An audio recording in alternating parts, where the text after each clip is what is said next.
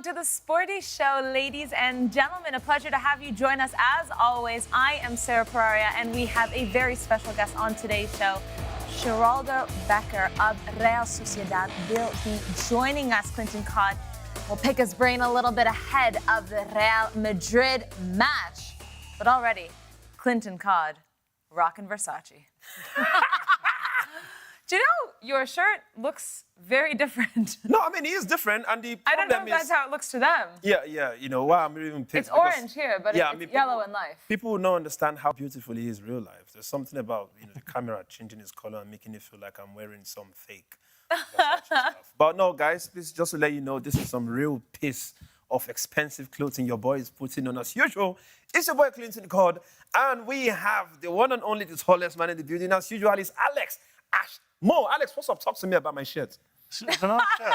It's a nice shirt. You didn't expect it. Talk to me about my shirt. I don't think I could pull it off. No, definitely not. It's But not possible. Maybe the size is too small for you. No, I meant just more the style. I think I need more of a bit of a floral style. No, you are an English boy. Yeah, the arms would come up to about here on me, probably. Wait, what are you trying to say about my height? No, I'm not saying anything about it. Okay, let's end it there. Let's end it there. What we had yesterday at the show in the intro, we're not going to have I wouldn't stoop that low. Sorry, I had to. Yeah, no, let's carry on with the show. It's fine. No, I see. Hey. We have fun here. All right, guys. Yes, another very busy show as we preview this weekend's matches. Here's what's coming up on today's show. This weekend promises to be one of the most exciting of the season, as we start the Sporty Show by looking at the best the Premier League has to offer. We also look at everything La Liga, as we bring you an exclusive interview with Real Sociedad forward Sheraldo Becker ahead of the clash against Real Madrid. And we also go through the best of the rest of footballing action around Europe. Just a friendly reminder as well, SportyTV has several matches across the globe this weekend. Starting off with tomorrow, Cristiano Ronaldo in action. Al Nassr taking on Al Ahly, 7 p.m. Watt, 6 p.m. GMT. Saturday sees Liverpool taking on Nottingham Forest. Will they finally lose their first match? Will they finally concede a goal? Let's find out. Saturday as well also has Bayern Munich taking on newly promoted Holstein Kiel. Sunday, it's all about La Liga and the Serie A. Fiorentina taking on Atalanta. And of course, it's Las Palmas taking on Athletic Bilbao. Lots of football this weekend. We got you covered as always. And remember to follow us on all of our socials, guys, as well. All right, before we jump to La Liga, before Sheraldo Becker joins us, we have to start in the Premier League because there are some big ones this weekend. Alex, club football is back. Forget the international break. It's time for the juicy stuff, and it's time for the North London Derby. It's the first one of the season. It's always an exciting fixture. It's always that debate, actually, what is the biggest derby in English football?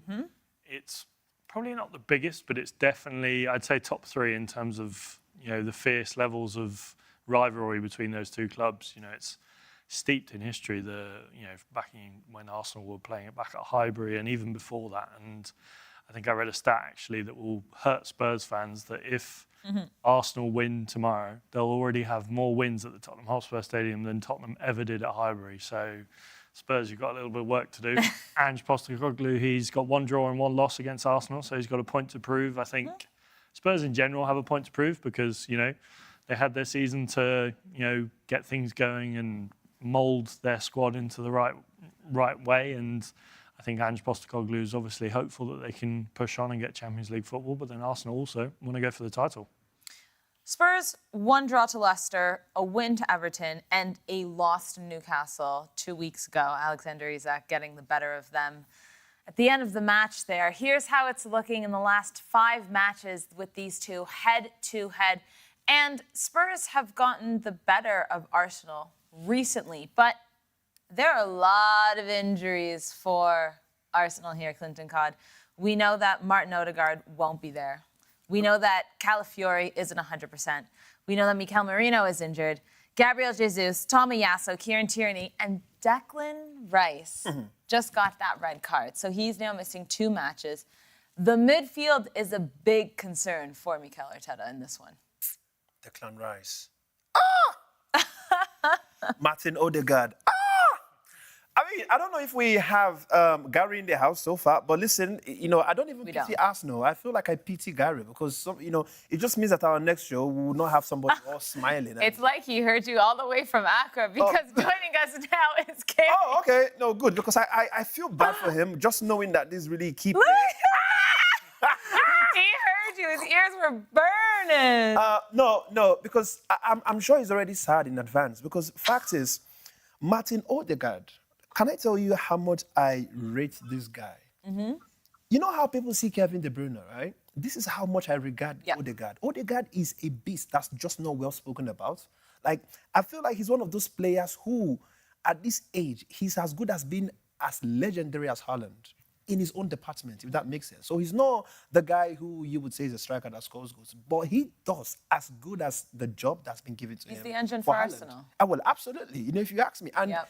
And Arsenal without Odegaard is as good as there's no Arsenal for me, right? They are just going to struggle. Then when you now include Declan Rice in that number, Arsenal in advance, man, it might be... With all these guys, they had a game where they had a draw. Who was it with Aston Villa? I can't remember the game. Brighton. Oh, it was Brighton, right? Oh, yeah. That red the one card. that had the red card. Yes, that's the one. Now, they might have 11 players on the team. But if they don't have Declan Rice, you don't have Odegaard, with 11 players, that still looks like a red card for Arsenal. Well, good news for Arsenal is that Declan Rice is only missing 2 matches. Odegaard is likely to return early October, so probably 3 weeks out. So they're not serious. But, Gary, we need you. We need you to talk to us about Arsenal. In fact, I think you have an 11 that you are hoping to see on Saturday against Spurs. It's not at 11. It's not at 11. It's a solution. Ooh.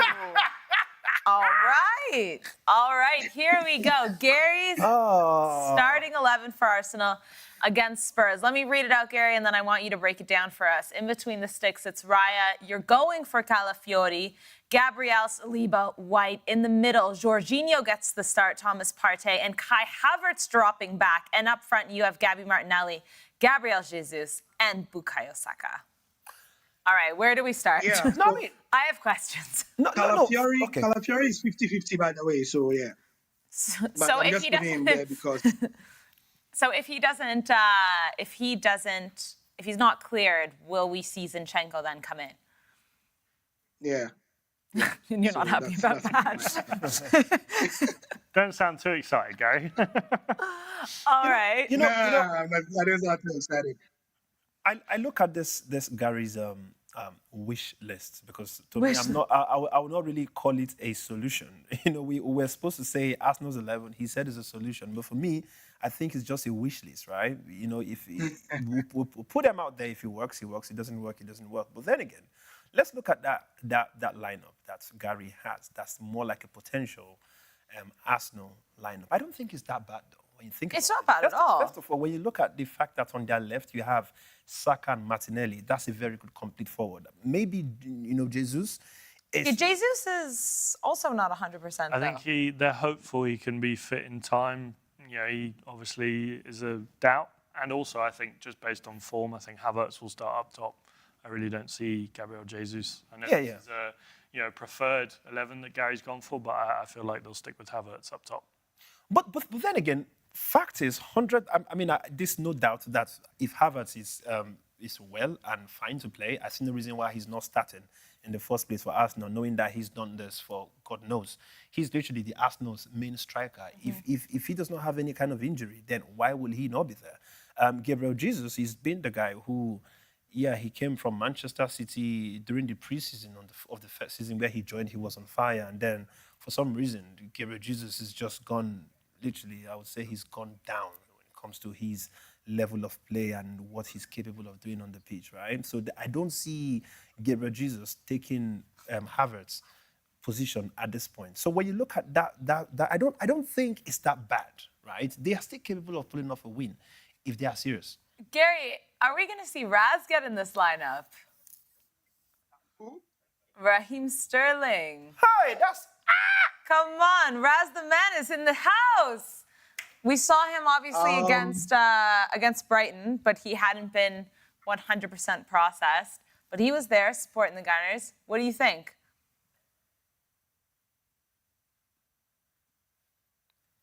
I think we've lost him for a bit, but let's hope. Oh, we've lost him. Yeah. Alex, So, what do you think? Yeah, I mean, I think, you see, I don't know if you guys have seen that video of Raheem Sterling, his first training at Arsenal. It looks like towards the end of his time at Chelsea, it was, quite clear to him that he wasn't going to get a starting spot. And this feels like it's almost been a bit of a revitalisation for him to, just to come into a new squad, obviously offer his ideas to the youngsters, offer his qualities that he has as a player. And, I'm really excited for him. I like him as a player. He's, he's been brilliant for Liverpool, Man City, Chelsea. He's, one of the best wingers we've seen in the Premier League over the last 5-10 years. And I think this move to Arsenal is a really good move, and I think it could work because Martinelli's perhaps not been at his best, over the last 11 months. I think, he obviously has that ceiling that we know he can get to, but I think this will bring in just a little bit of competition and hopefully buck Martinelli's ideas up, and then you create that competition for spaces that I know Arteta wants, and that's what you need to fuel a title or charge. It seems like you said, the shackles have been released. Raheem Sterling, the way he left Chelsea, it was bad. Yeah. There was obviously a massive falling out.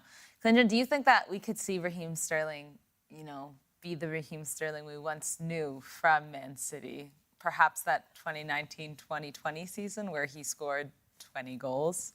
Fact is, anybody that leaves Chelsea, whether they were good or they were bad from before, they will be better. And they become way better than what they were before. And this is even Chelsea fans, they know that there's just something about Chelsea that, there's maybe it's the establishment. Everybody's just cursed. So is Chelsea cursed? Most of the players are cursed, right? The only few players who are not cursed in Chelsea are people like maybe Madueke, Cole Palmer. Who else can I mention? Nico Jackson. No, hey, see, listen, no. You see, I was just going to mind my business. You guys went. I saw Alex's lip twitch. I didn't say, but all I'm saying is anybody that leaves Chelsea to go play somewhere else, they get into that beast mood that they were before they joined Chelsea. We've said it so many times. Look at how many Chelsea players that have left Chelsea to go play in different clubs, and they've just turned out to be the best of themselves. I mean, look at the likes of, the fine boy Chelsea guy, Loftus-Cheek. Even that name, Seth, is even so. that name should not be a football player. What's Loftus-Cheek?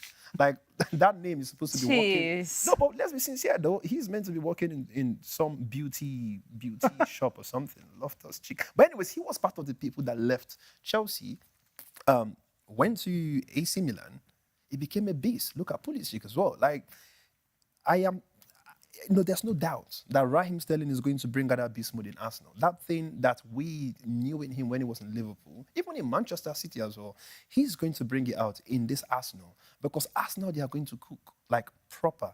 I'm just hoping that he's going to be part of those to be starting for Arsenal, this weekend. I just want to see him shut Chelsea up. To say, you treated me badly. Now this is going to be my payback. I think he also brings that title-winning experience. That's something Arsenal perhaps needed. They've got a brilliant squad of players. Odegaard, we talked about how good he is, and his performance over the last season or so has been nothing short of brilliant. Kai Havertz has been on form. They've got some really good players, Arsenal, but they perhaps lack that. There are players in there that have that experience. Obviously, Gabriel Jesus, but I think having Sterling's experience of playing at the top level like he's done for Man City for so long, I think will be second to none, really. Yeah, I agree. So, Alex, you mentioned Kai Havertz likely to not drop back because of, or no, you said that. No, I reckon. No, yeah, sorry, yeah, pardon me. So if he's going to get the starting, it'll probably then be Gabriel Martinelli, Kai Havertz, and Bukayo Saka. What is that midfield going to consist of then? Thomas Partey, yeah, Jorginho. There's a player we are forgetting though. I know we've mentioned Martinelli, but why are we not talking about Trossard? Is Trossard not? Well, I was going to suggest Trossard, but then Alex thinks that Kai Havertz will get the starting position up front. So I think Trossard might come in at the 60th like he does. He always but seems to do better when he comes off the bench. when he every time Mikel Arteta gives him the start, he just bottles it, and then it becomes a whole another 3 months until he gets the start again. Yeah, but then again, do you not think that psychologically it does work with players though? Like, I feel like if I was a player, right, and you put me to start, I might just feel like, yes, I'm starting because I'm a legend and I want to just go do whatever it is I'm able to do on the pitch. But if I'm not starting, it gives me that sense of, damn, if they're not starting me, You want to prove a point. yeah, I have to prove a point when I come in, right? Although there's one human being in this world it never works for him, and it's Anthony in Manchester United, right? No, he starts, he comes in late. Right, let's not go into Manchester United. I don't want to go into some sad talk now. I think we could see Jorginho starting that midfield. It's a difficult one, actually, because in terms of actual fit midfielders, you can't start Mourinho, you can't start Odegaard, you can't start Rice. Those are all injuries or suspensions. There's a young kid. Don't tell me it's an African name. I know you guys. I know. No. If you know you can't pronounce it, please don't say it. Okay, Klinton, do you want to pronounce it? You don't know who I'm talking about. Who am I thinking of here? But I think we'll definitely see Thomas Partey and Jorginho starting that midfield. Who knows? Ethan. Klinton? Sorry. Oh, Waneri. Oh, the end is silent. How do you say? Mwa. Oh, okay, perfect. Is there a chance we see him getting any minutes? Not a start. Well, maybe off the bench, but I think obviously when you look at the game like it is, if it was against the lesser team, maybe. But I think in a North London derby, you'd rather play someone out of their natural position who's experienced in these sort of games, maybe even push Ben White into a sort of holding midfield role. You look at the likes of the players that they could play, it's hard, but I think you could even see a switch in formation, maybe a 2 midfield, and then maybe play someone a little bit further forward, like Havertz dropping back as a 10, and then have Saka and Martinelli on the wings. But then you obviously have to put Gabriel Jesus up top as well. Then, so it's it's balancing it, I think. But I can see experience over youth. Obviously, I'd love to see Noire start. I think he's from what he's done with the academies at Arsenal, he's obviously deserves a spot at the tops, at the top levels of the game. But with the type of game that they're playing this weekend against Spurs, I don't think it's the right time to put in youngsters like that. Let's quickly talk about Spurs, but also jump to our Twitter page. We have a poll going for the North London derby, and vote who you think is going to win. We'll check it at the end of the show. Spurs, Dominic Solanke was not able to, picked up an injury, in fact, against Leicester. And that was a big miss for Spurs because it seems like they're really relying on him to be their top striker, to do what he did at Bournemouth, and now bring it to Spurs, obviously. Mickey van de Ven also potentially returning. But so far, Spurs, not so convincing. Haven't gotten in a groove, I guess is what you could say. Yeah, it's been probably disappointing, feels like the wrong word, but it feels a bit stunted. I don't know. They feel like they've got gears to get into. I know Ange Postecoglou has, as a coach, he has that experience of winning titles with Celtic, but it's a step up coming into the Premier League. And Solanke, Van de Ven, Basuma, they're all possible starters. Richarlison's obviously not going to be back until potentially the Carabao game. Yeah. And I think when I look at that Spurs squad, it does have the potential to be a really good squad, but I think that depth is potentially something that we're going to see problems with. Last season it was. We saw them when they played Chelsea at the Tottenham Hotspur Stadium. They got absolutely torn apart. Yes, they were down to 9 men, I think, at one point. Mm-hmm. But I think when you look at the injuries that Spurs have had, they've been really unlucky with those injuries. And Mickey van de Ven, it's been so unfortunate because we know how good he is as a player. And, when he gets those runner games going, there's not many better than him. But unfortunately, he just doesn't seem to be able to bide his luck with injuries. Klinton, $1 million question. What is the score? Do you have the $1 million in case I answer it properly? Usually you don't, so I'm not doing it. All right, carry on. All right, Arsenal, Tottenham, score prediction, please. I can assume I know where you're going with this one, but... Easily, I would easily say it's a draw, and it's a 2-2 draw for that game. Oh, so you're expecting goals? Yes, I am expecting goals, and it's going to be 2-2, Arsenal 2, Tottenham 2. And Arsenal's 2 is going to come... Actually, 2 goals is going to come in the first half, right? 1 goal is going to come just between 60 and 70 minutes, and the last goal is going to come just around the 80th minute. Okay. That's specific. Okay. I hear it very loud and clear in my left ears. Alex? If Arsenal had a full-strength squad, I would have gone with an Arsenal win. But I think with that midfield, they're looking a little bit weaker than they usually are. I think Mikel Arteta will have an idea of how he wants to set up, but it's not an ideal situation. So I think I'm going to go for a draw as well, 1-1. I'm going to go 1-0 Gunners.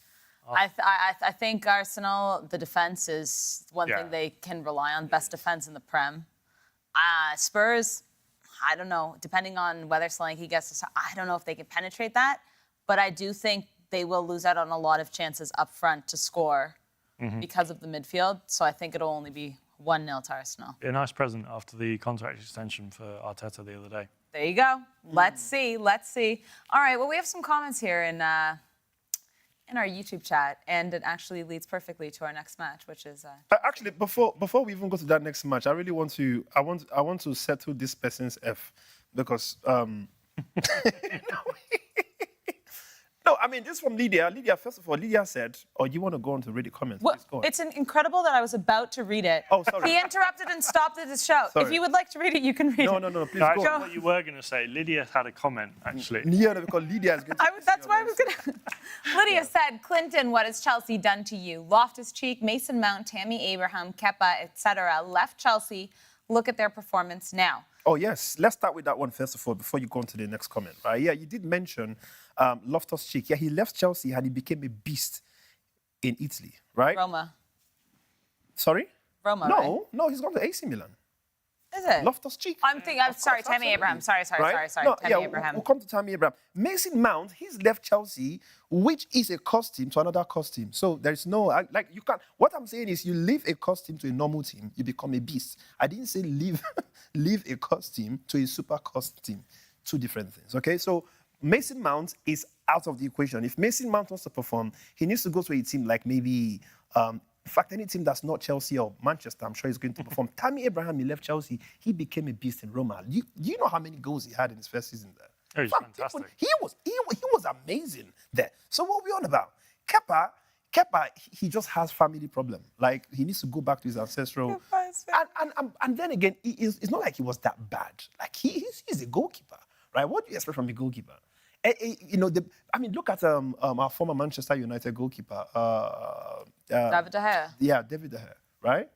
What would you say, David? Do you think he's a bad goalkeeper? No. He's one of the best goalkeepers that's literally gone through earth, right? But what did Manchester United think of him? They felt like he wasn't good enough. They brought in Onana, right? Onana and David De Gea. Who would you say is better, though? David De Gea. Yeah. But exactly. So you see, so there are people who leave clubs not. I mean, I'm just trying to answer this person's question. That Kepa wasn't as bad as what people think he was. As a matter of fact, he's still one of the most expensive goalkeepers in the Premier League, right? He was bought for like 73 million or something. I can't remember. I think it was It was just around there. The thing with Kepa is I think he was just too prone to an error. And as a top absolutely. goalkeeper playing for a club like Chelsea, you can't afford to do that. He saw it at Real Madrid. That's why Lunin started. Yeah. When Kepa got injured, Lunin started and he just never got starting position back. Yeah, but then again, so many keepers end up doing all these crazy mistakes, right? I mean, even David De Gea, who we think is one of the best keepers, he's done some. I mean, look at even what's his name, Onana, right? Do you know how scared I am whenever they pass the ball back to Onana? Like, do you know how crazy it is whenever, especially when he came up with the tweet to say this season I'm going. Oh, it wasn't a tweet, but he was just saying it. He said this season I'm going to take a lot of risk. At that point, I was like, wool up, please. Within a lot of risk already, just be a goalkeeper for us. It's that simple. So no, I'm just trying to say to Lydia that a lot of people who have left Chelsea to normal clubs, they've been Havertz in Chelsea. Everybody She hated spoke him. about Havertz here. Everybody thought Havertz. Mohamed Salah, Kevin De Bruyne, like a lot of all these people. They've left Chelsea. Who have they become? They've become global superstars. She said, what about Kurt Zouma? No. I mean, He's been a solid player for West Ham. No, I mean, he is. Great. He is actually. Do you know what the crazy thing is? I am one of those that believe that Chelsea letting Kurt Zouma go was one of the biggest mistakes they made. And Mark Gahey as well. No, do you know something? England. Can I tell you what those kind of defenders bring to a team? They are not just defenders; they are goal scorers. I mean, look at Van Tomori. Dijk. Sorry? Producer Ben gave a shout for Fikayo Tomori as well. No, well, exactly. I mean, there are so many of them you could mention, right? Let me tell you something about Chelsea. Chelsea, their scouting team, stroke their business team, they are all mad, right? And I think somebody needs to check them. Because what they are used to doing is they look at the best among them and feel like there's something wrong with, let's just sell this person off. And they bring in somebody who's bang average and then they start struggling and they say, what's wrong? No, it's their scouting team. There's just something off. Like Kotzuma, he's a guy that he's not just a defender. He's also, you know how in every team you have that tall defender who is very good, but when they want to do the corners, he goes to try to get the ball into the net. How many goals has Kotzuma brought for West Ham currently with that kind of action that he brings to a team? And who let him go? Chelsea. And in the comments as well, we have Markinde saying Tottenham's going to win or draw. But Swala has said, Klinton, what did Chelsea do to you? That's 2. What about Man U? How many players did after leaving Man U? Let me be honest with you guys. Chelsea and Man U are both cursed. So... And I'm saying No. But whenever you want to say Man U is cursed, say it with respect. We understand we are cursed, yeah. But don't say it with some kind of remorse. Oh, right. Manchester United. So both clubs you support are cursed. There's something going on here. No, you didn't have to say it like that. No. But I mean, clearly, everyone thinks I don't support Chelsea. Do they say what has Chelsea done to me? They've not done nothing because to me. guys, I'm only he's just- Nicholas I'm Jackson's just #1 fan. I am Nicholas Jackson's #1 fan, actually. Why? Because I want him to do better. Today, everybody hates Mikel Obi because Mikel Obi says the truth, right? We just don't like hearing the truth.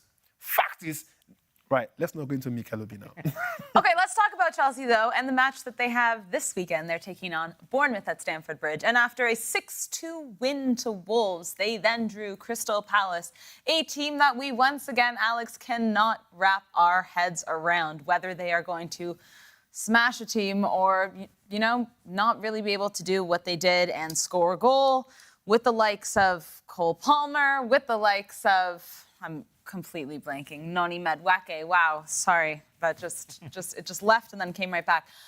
Joao Felix is now there as well.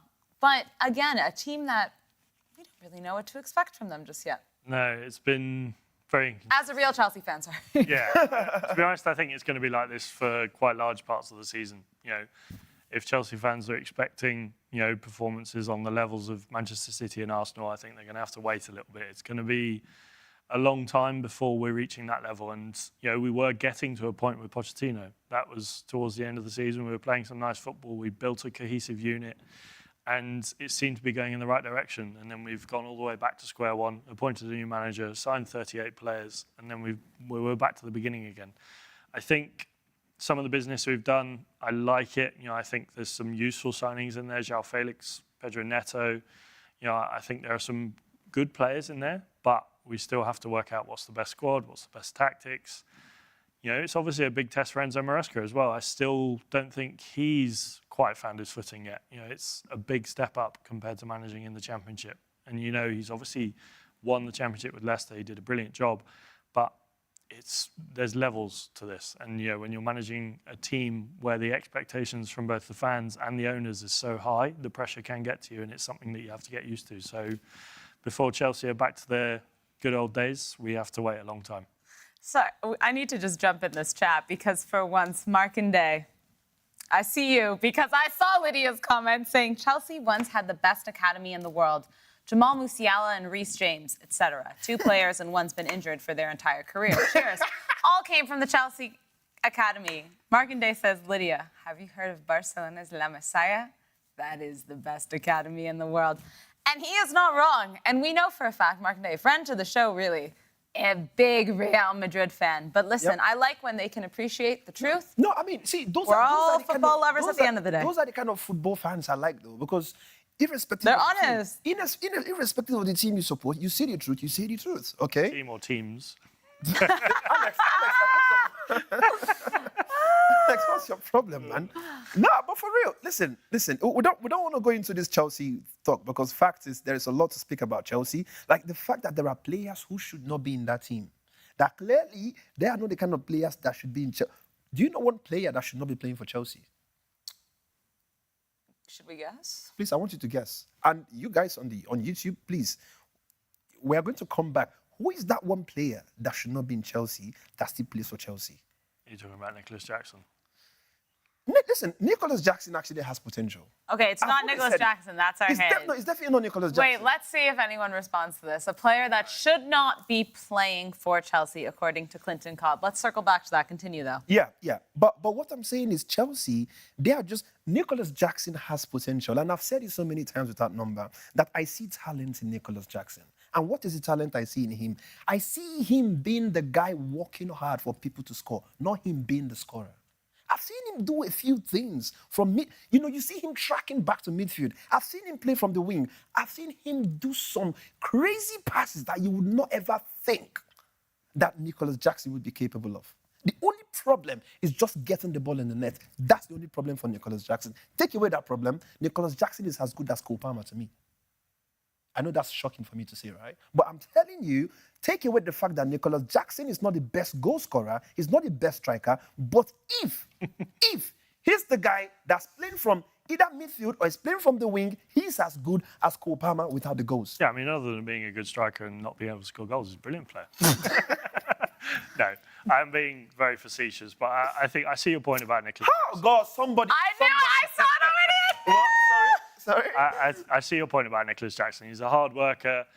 I think he's still got a lot to learn to become a top Premier League striker, but he's definitely setting out in the right direction. I am just happy that I asked everyone, who do you think plays for Chelsea that should not be playing for Chelsea? And the first three, everybody's literally saying it, and they are so correct. It's Mudryk. Yes, it's not just me. Fabrice thinks it's Mudryk. Roland thinks it's Mudryk. Suala Salim thinks it's Mudryk. Who else thinks it's Mudryk? Listen, all those of you that said it's Mudryk, you guys are right. What is he doing in Chelsea? I don't understand. No matter what he does, he stays. Why? Because they say he's fast. What does his fatness bring for Chelsea?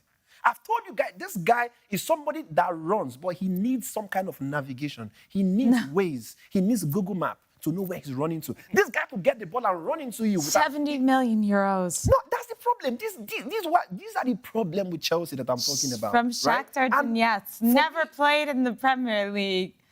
This one was a game. When I listen, he looks like a footballer, don't get me wrong. He looks like an athlete. As a matter of fact, I think he should be doing 100-meter races at the Olympics. Football is not where I think he should be in. Right? Oof. But why is he still in Chelsea? The kind of people that they take away from Chelsea, look at, why would you see Raheem Sterling, you look at Mudryk, and the person who should go is Raheem Sterling? That's when it's obvious that there's just something outside of football that's the problem that they had with Raheem Sterling. No, the comments are amazing right now, though. Markinde said there's many as to players that shouldn't be playing for Chelsea, and he said Disasi, Caicedo. Imagine paying 100 million for Jude Bellingham and paying 100 million for Moises Caicedo. That really puts it into perspective. Ellie Kim says Enzo Fernandez shouldn't be there because his career will go to waste, while his World Cup probably says otherwise. Mudryk, someone said Disasi. And, Lydia has a comment for you here, Klinton, whether you want to acknowledge it. Right, said I agree with you, Klinton, that, right, I don't know if that's a new player in Chelsea, clearly. That's the ownership group. Right, okay, makes sense. Right, I agree with Klinton that Clear Lake made, but remember signing 1 billion trash players with Klinton. If Ibrahimovic and Marina were all still in, and most of these players would not even be. Oh, no, absolutely, she's right. I think since yeah, but these are all things if Messi was still at Barca, we'd be winning every year too. That we can all talk like this. She's not wrong. But unfortunately, this is the situation. Abramovich is out the door, and Todd Bowley's been. It could be changing though. It could be. If you've read the news recently, that Clear Lake is thinking of potentially buying Todd Bowley out of his ownership at Chelsea, which probably. How do you feel about that? For me, obviously, I don't know how much he is involved in the decision making. I don't know who's the one scouting the players, who's the one making the decisions on we should sign this player, and that player. But since he's arrived, there seems to be a clear lack of direction. No pun intended on the clear there. And I think if he goes and it changes, then obviously all the blame points to him. But, the evidence is there. When Abramovich was here, it was a well-run club, is probably the wrong way to say it, but a cleanly, ruthlessly run club. And, you know, we got success. We won 2 Champions Leagues. Premier Leagues came along. We had some of the best players. But since Todd Bowley's been the owner or the decision maker, it's been chaos. Yeah. Just before we move away from Chelsea, somebody did mention Caicedo being one of the players that should not be playing for Chelsea. Now, Sara, we don't have Gary on the show at this point. Sara, Alex, do you think Caicedo is not, his level of play is not for Chelsea? I mean, I've been bitterly disappointed with him and Enzo Fernandez. I think they've both been poor. Enzo Fernandez should. We spoke about him. You missed it. Okay, go on. I missed it, but sorry. But yeah, no, I think for the price tags that Chelsea have paid for those 2 players, they've been well short of what they've produced. And I look at Caicedo and Enzo Fernandez. I don't see what Enzo Fernandez does. Caicedo is running around, but with no purpose. He seems to be, as they say, the great English phrase, running around like a headless chicken. It feels a bit like there's a lack of ideas, you know, and just seems to be no cohesive thought process going on. It's just, I'm going to run to this player, I'm going to try and tackle him, I'm going to pass to him. I'm really disappointed with Caicedo, and, you know, if, you know, it means dropping him and bringing someone in to help him buck his ideas up, then so be it. Yeah, I think he's got a lot to prove. Just one last note before we move along, though. I think the thing is with Enzo Fernandez, I don't just blame him, because Chelsea went and bought this guy who just played for Benfica, a River Plate product. You know, he's, like 20, 21 or something? He's super young. Again, another player who's never played in the Prem. Moises Caicedo at least, you know, had the history of being in the Prem and had that season with Brighton where him and, you know, the rest of that team were phenomenal. But I think Enzo Fernandez was kind of put in a bad situation here. And there was a lot of pressure after winning that World Cup as well. But I think there's still time for him. There could be potential. Mind you, when you see the price tag, it is obviously very disappointing, but we do... Yeah, I mean, we need to move on. I mean, there's a lot to speak about Chelsea. Chelsea is obviously that team that's, you know, there's like a billion words to, but, you know, we'll obviously come back to Chelsea hopefully next week, but let's just move on to... Yes, we'll see what happens with Chelsea because they're taking on Bournemouth, like I said, and next week we'll see what we're talking about. A win, a loss, a draw. Who knows with this team, but they keep us going. All right, let's move on to La Liga because we have a very special guest joining us. It's Real Sociedad versus Real Madrid this weekend. Take a look at this.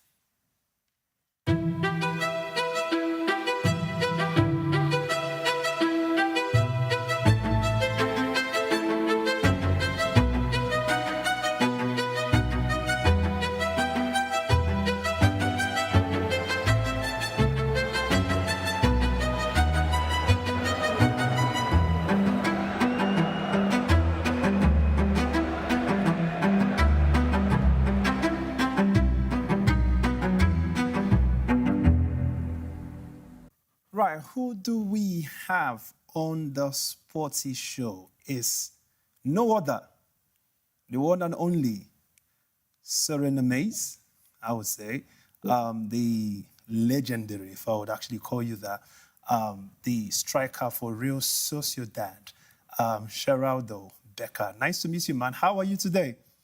Yes, nice to meet you. I'm fine. How are you?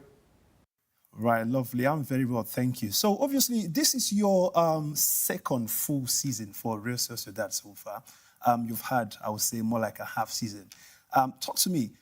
What does it feel like playing in the La Liga currently?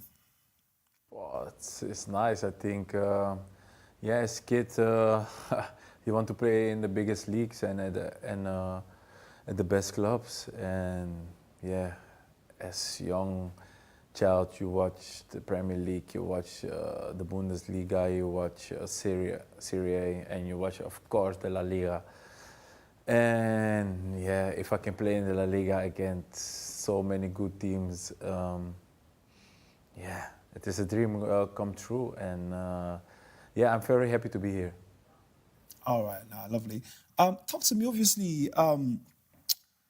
You are going to be facing a very important opponent come Saturday. Now, Real Sociedad, the truth is, it's not really been the best of stats. So far, you've had 4 games, and you've had, about 2 losses, 1 draw and a win. Now, what is the aim for this game? You're facing Real Madrid.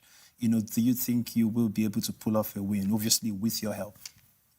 Yeah, because against one of the best teams in the world, yeah, you have to be ready. And I think we, as club, as team, we feel ready. We train hard, we work hard, and if we want to win this game, if we want to end with a victory, then we need to have all the same idea.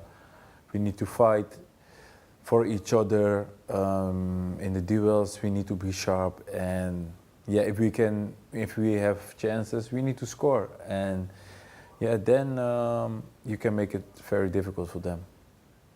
All right, now thank you for that.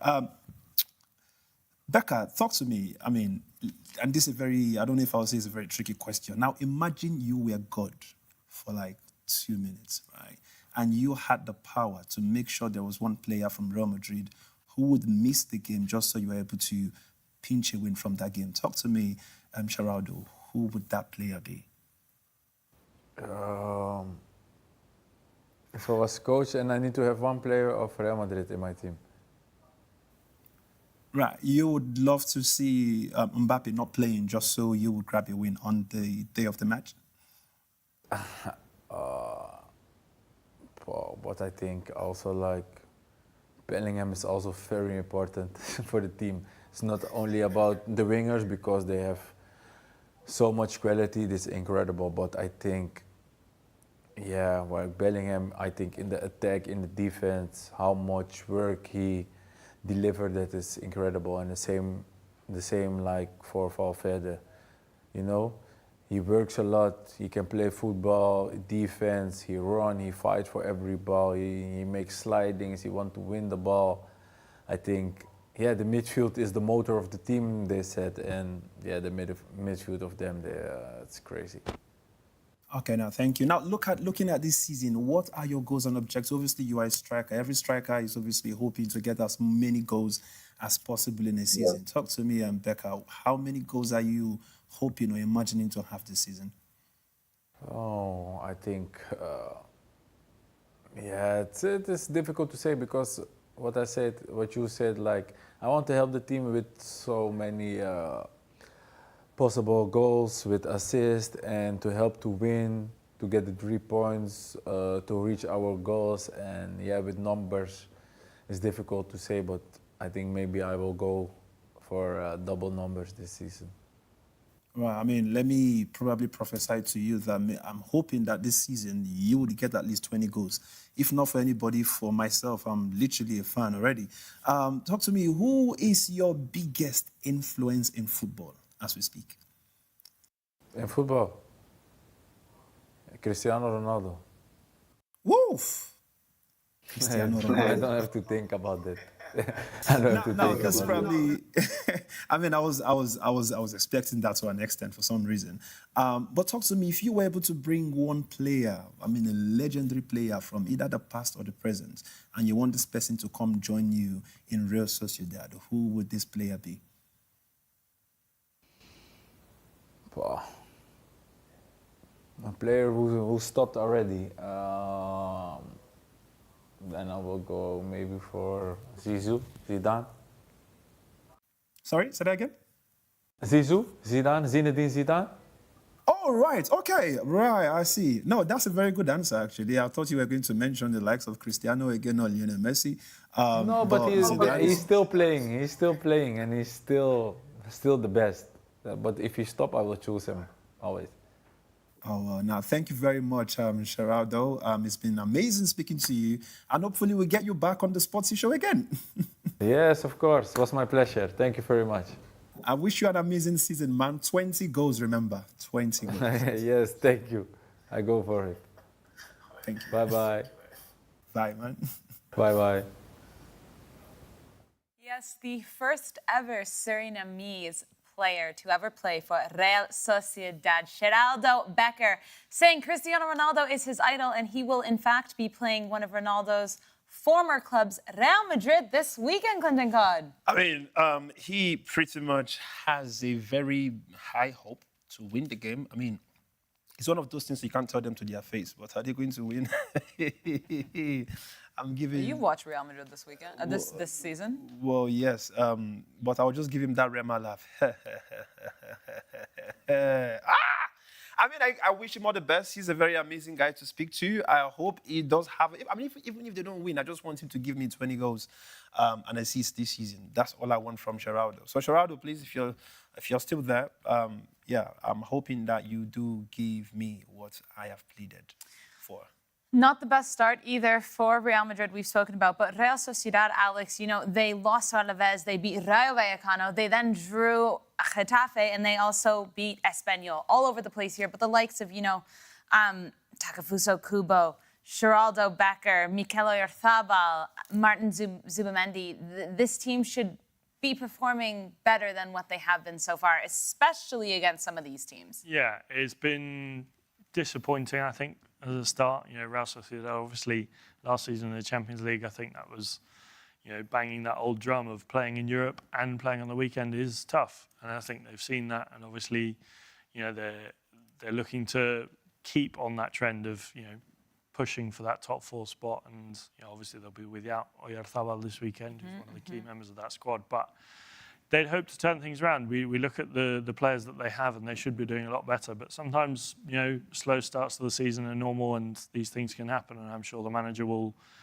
you know, have an idea of how he wants to turn things around. But after the international break, wanted to turn things around, and you come up against arguably one of the worst teams to play in that sense, Real Madrid, who have just come off a win against Real Betis, just starting to find their groove. Mbappe scored. He's, you know, probably feeling quite confident going into this game.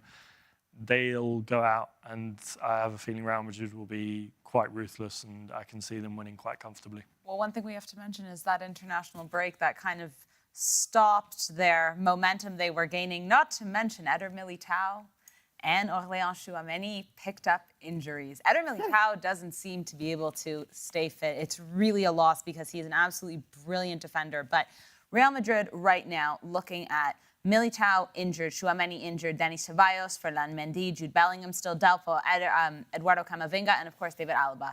Lots of injuries for this side. On top of that, they're going to Anoeta. This is a very difficult stadium to play in Spain. Has high altitude. The Basque side, they love to make noise. It's a loud stadium. The fans are going to come out. We actually have a comment here in YouTube as well from Roland saying both Madrid and Sociedad are not in their best form. Real Sociedad have some key players, but I think they'll stretch Madrid this weekend. And you know what? I don't think it's a bad shout. We know Madrid has the talent. We know the likes of the front three, whatever formation they may be in, Vinny, Rodrigo, and Mbappe. But I think Sociedad also have a point to prove, and they're at home, and they could potentially take advantage of Madrid in this unfortunate situation that they're in right now, facing all their injuries. Klinton? Well, Real Madrid, you see, I was speaking about my star boy Valverde, right? Oh, gosh. I've always said it, that no matter what happens, even if Madrid, they don't have Mbappe, they don't have Jude Bellingham, they don't have Rodrigo, they don't have Vinicius. If you have Valverde playing that game, just him and 7 other players, I still see Madrid still being able to do something. I don't know, maybe I'm just speaking as a super fan. But yeah, it's going to be a very tough game. Real Sociedad, obviously, they've not had the best start of the season so far. 4 games, 1 draw, 2 losses, and 1 win. And the win wasn't even as convincing as I think it was like a 1 or 2-1 lead or something. I can't remember now. But yeah, it's going to be a really tough one for Real Sociedad to pull off. Obviously, it's their home. The best thing I think they can do at this point is to get a draw from Real Madrid, which I believe would kind of like destabilize this whole run that Madrid has. But no, I don't see Madrid. I don't see Madrid letting this game go. I think Madrid is definitely going to win. Definitely. What do you think the score is going to be? I think this game is going to be more like a 3-1 for Madrid. I see my boy, obviously, that has promised me 20 goals for this season, Sheraldo, scoring that only way. I mean, if he was not in the team, I would have said it's a 3-0. But because he's there, I'm just going to give that one to him because he spoke to me. And if he had not spoken to me and he wasn't nice, trust me, I'm not giving him a goal. But yeah, he was a very nice boy. Alex? 3-0 Real Madrid. 3-0. Well, he said you're a boy. Don't know him. Oh, you decided to take the goal away. Sorry, Sheraldo. Oh, man. Yeah, I don't know. I don't know what to expect here.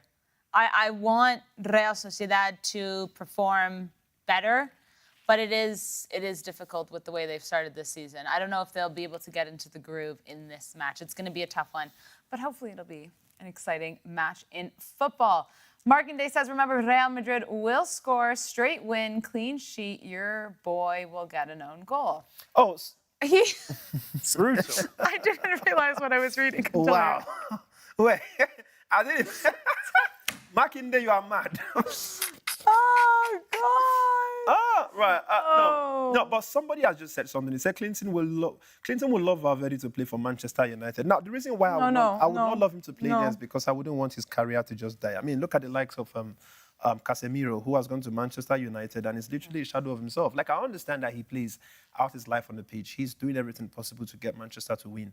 But some kind of crazy mistakes. You would never think that this player has just come from Real Madrid, though. You know, you just see Casemiro play right now. You'll be like, nah, you need to go back to where you were a king. You've just come here now, you are as good as a slave. Like, what you're doing on that pitch as Casemiro that we used to know from, and doing it for Manchester United, is like you're giving off 10% of yourself. You know, so yeah, I would never pray for Valverde to come play in Manchester United because I think I will end up hating him, and I don't want that to happen. Valverde is my boy for life. Like, that guy is giving me joy. When I think about the name Valverde, hey, bruh, I am just, you know, it just gives me joy. You know, just the fact that after seeing some of his performance, I'm literally at that press room where they were doing the press conference. I'm looking, I'm like, wait, is it you that was just doing what I just saw on the pitch? The guy is just phenomenal, man. Please, Valverde, no matter what you do, I'm a very serious Man U fan, but please do not go to Manchester United. I don't want your career to die. Just stay in Real Madrid. I want to be watching you do what you do currently. Bayern Munich in action this weekend as well, playing Holstein Kiel. So I'm not sure if I'm pronouncing that right, but newly promoted side in the Bundesliga. Alex, really quick, Harry Kane, are we expecting him to get on the board? I mean, you'd think so. It's been a normal start for Bayern Munich, 2 wins, nothing out of the ordinary, nothing impressive or overly impressive, but you know, it's new manager, new team, new signings, Michael Elise in there.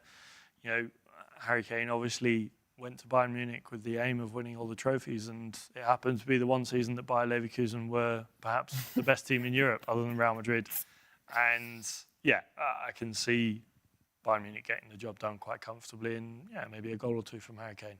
Yep, remember we have that game on SportyTV this weekend, as well as jumping back to the Prem. We're just going to circle right on back. Liverpool Thank you. as well, and Nottingham Forest. We only have a few minutes to talk about this game, and I think I'll just wrap it up. Liverpool's going to win, and no, they're not going to get scored on. Klinton, do you agree? You think Liverpool are going to keep their streak going, as well as their non-conceding any goals? No, I mean, at the end of the day, we've got to look at the form that Liverpool are playing on currently. I think, let's just take away Nottingham Forest off the equation right now. Let's imagine it was a proper team, like, let's say, Arsenal, or they were playing a team like, no, I'm not going to call Manchester. They're not up to the level. Stop. Wait, let's think about serious team. I can't believe I'm talking about my club like this. Manchester, hey, God. I thought you were about to say my club, Liverpool, and I was about to walk off.